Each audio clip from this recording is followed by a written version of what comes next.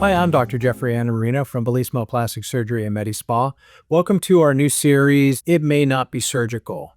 Every day, we're all inundated with information on social media, the internet, advertisements, talking about what might be the best procedure for you, what is the best cream, the best treatment products. And so some of that may be real and it might be helpful. Some of that information may not be real and may not be helpful to you. And so the philosophy that I've had for more than 25 years is that a patient should come in, we should talk about it, we should educate patients so that patients know what's real and what's not real. And board-certified plastic surgeons know that. We know how to get through those shark-infested waters.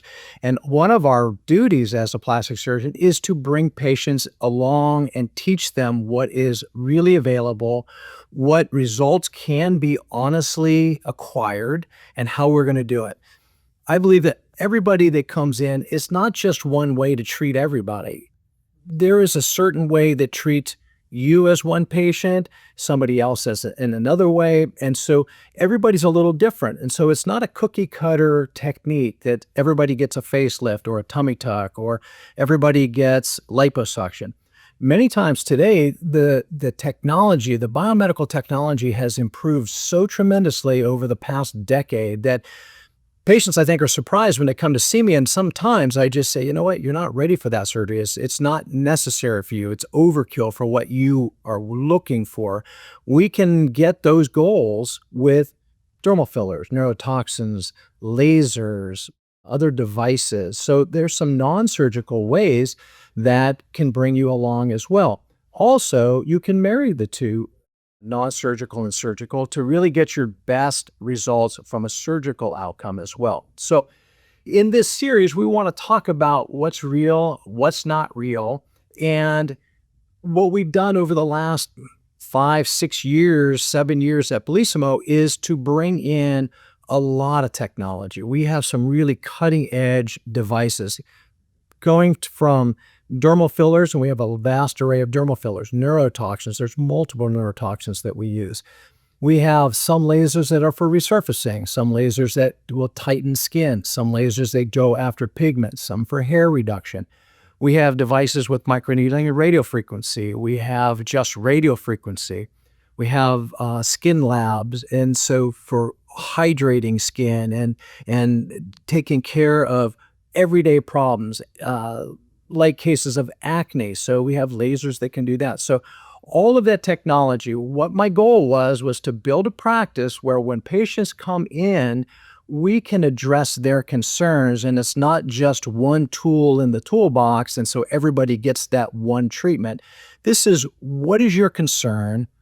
What age are you? What's your genetics? What's your treatment program now? What kind of skincare are you using?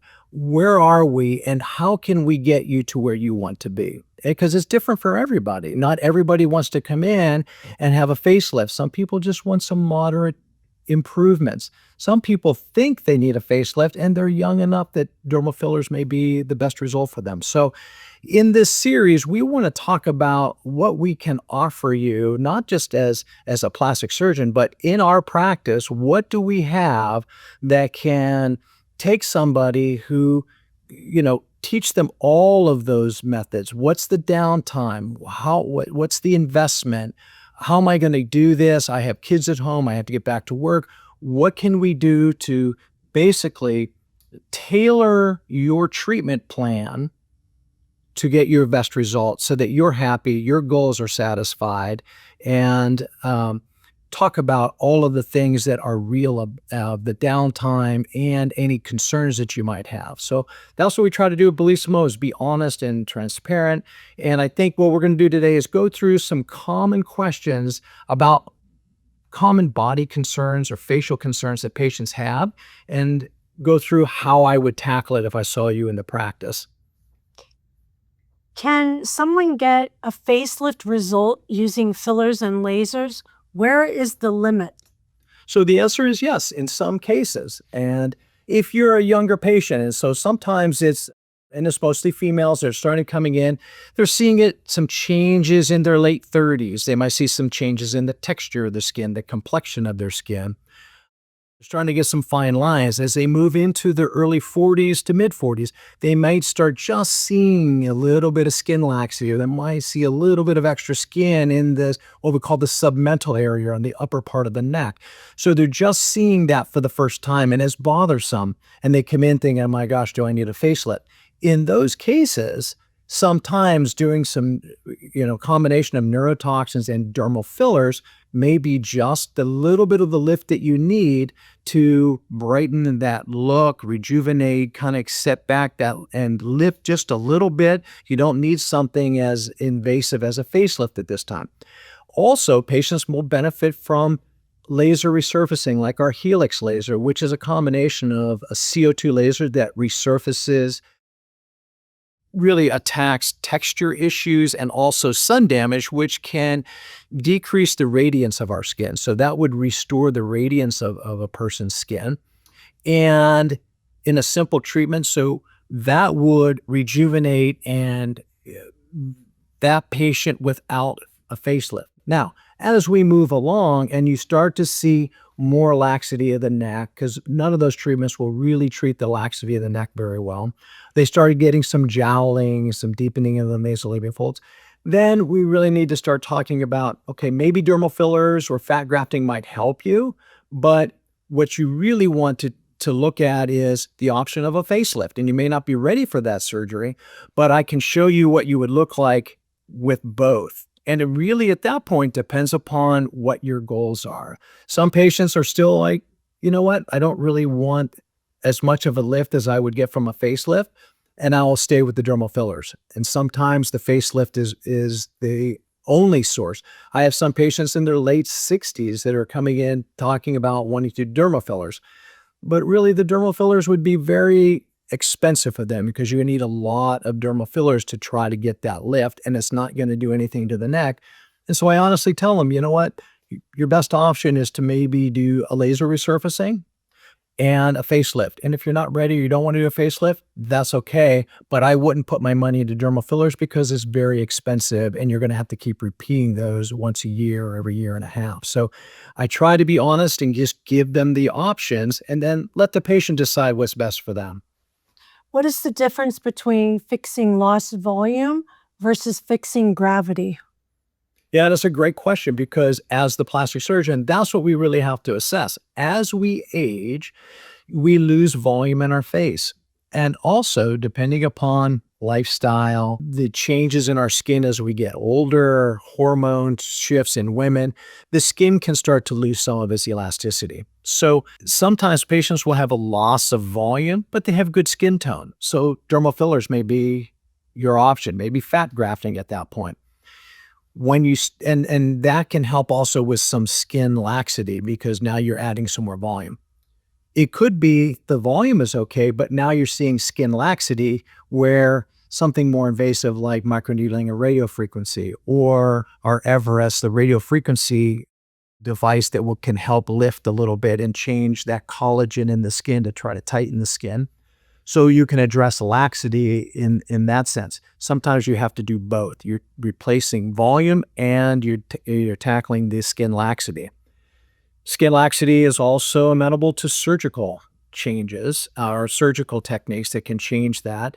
But you may also need fat grafting or dermal fillers with a facelift. So the way that we marry those together is depending upon what the patient needs and again, what their goals are.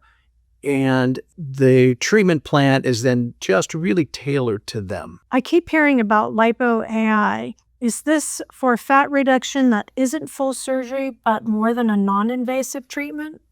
So lipo AI is a phenomenal device. I've been using it for over 3 years now. I use it in the office under oral sedation.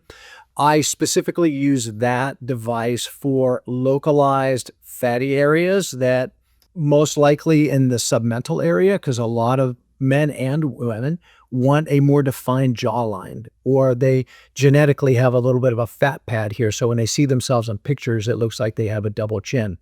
Those areas are very amenable to lipo AI in the office in about an hour's worth of procedure.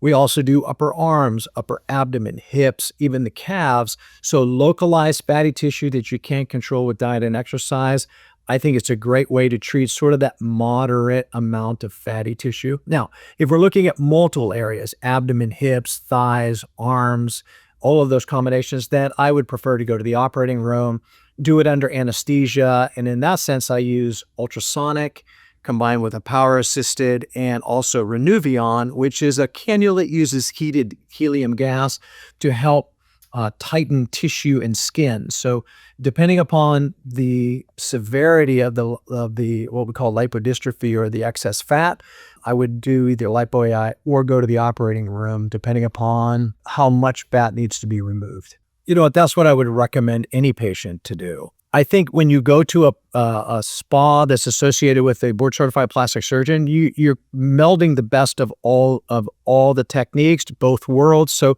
you have a trained physician who can take you through a surgical technique, all of the reconstruction, aesthetic surgery, talk about the risks, the benefits from that standpoint, but also what are your options that you could add to that would give you a better result or longevity to that result? And so here at Bellissimo, that's what we've done. I oversee everything. I oversee both the spa and obviously the surgical side. We have hand-selected our providers. We make sure that they're trained. We train them with new techniques and technology every year. All of the devices we have vetted, we've brought it in. The amount of technology that we have built into this practice is unsurpassed, so that whether somebody just wants to talk about neurotoxins, just skin care, what do I need for sunscreen, things like facials, sun damage, texture issues. We have lasers that will take care of texture and sun damage. It will tighten some skin. We have things that will work on acne scars, trauma scars that are microneedling radiofrequency. We can mix that with the CO2 laser for even a better result. We have lasers that will do hair reduction. We have skin labs for hydrating skin, reducing fine lines.